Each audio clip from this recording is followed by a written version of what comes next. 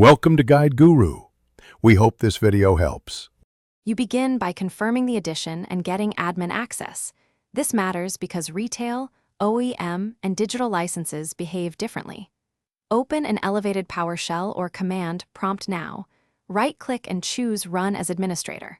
Once done, you will use built-in tools to read the key stored in firmware or registry, so make sure any antivirus is not blocking scripts. If you intend to save the key, create a secure text file or take a photo of the output for later reference. Now run the extraction commands. Type get WMI object query, select asterisk from software licensing service. OA3X original product key in PowerShell, this pulls OEM keys from firmware.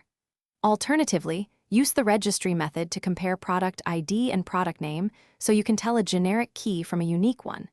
If PowerShell returns nothing, your system likely uses a digital license tied to your Microsoft account. Save the value securely and make note whether it's an OEM key or retail. Because to finish, securely store the key and, if possible, link your digital license to your Microsoft account. This simplifies future reactivation. If you didn't find a product key, go to Settings Update and Security Activation and use the Troubleshoot option. Signing into the same Microsoft account often restores activation automatically.